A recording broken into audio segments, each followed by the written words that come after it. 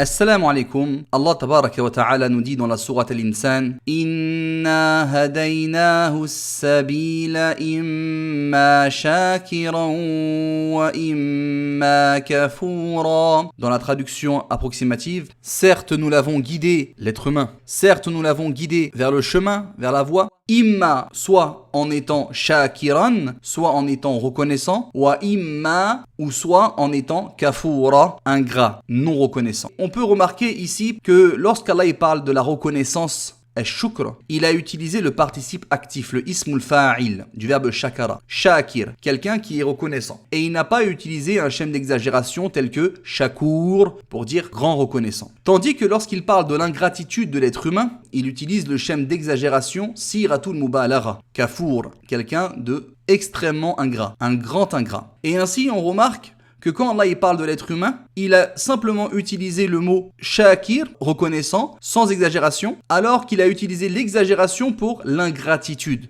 Pourquoi ? Parce que l'être humain, il est beaucoup plus ingrat qu'il n'est reconnaissant. Et qu'il y a beaucoup plus d'êtres humains ingrats que d'êtres humains reconnaissants.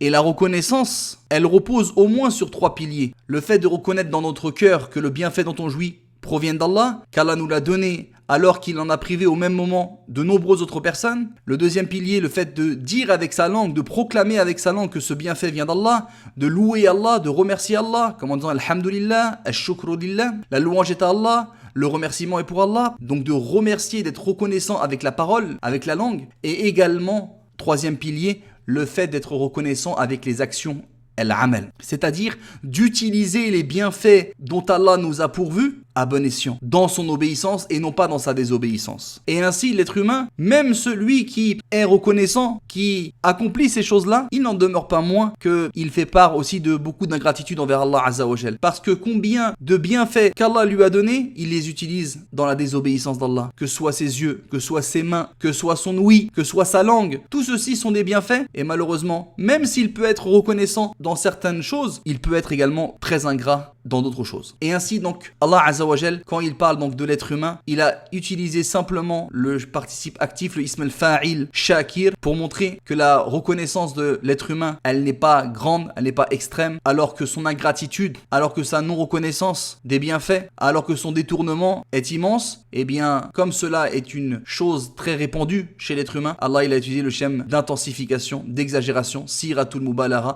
en disant kafur, et non pas kafir. Kafir, c'est le mécréant ou bien c'est l'ingrat. Et dans un autre verset, Allah nous rappelle bien que malheureusement parmi ses serviteurs, il y en a peu qui sont véritablement reconnaissants. Wa qalilum min ibadiy ash-shakur. Et peu parmi mes serviteurs sont ceux qui sont reconnaissants. On demande à Allah Azza wa Jal de faire partie de ceux qui sont reconnaissants envers les bienfaits qu'il nous a attribués, que l'on reconnaisse cela dans nos cœurs, avec nos langues et dans nos actions, dans la vie quotidienne de tous les jours, et qui nous éloigne de l'ingratitude. Et Allah Azza wa Jal nous dit également pour nous motiver dans la sourate Ibrahim: La in shakartum la azidannakum. Et je jure, si vous êtes reconnaissant, je vais vous ajouter, je vais vous augmenter en bienfaits, etc. Wala in kafartum. Mais si vous êtes ingrat, inna azabi la shadid. Certes, mon châtiment est vraiment terrible.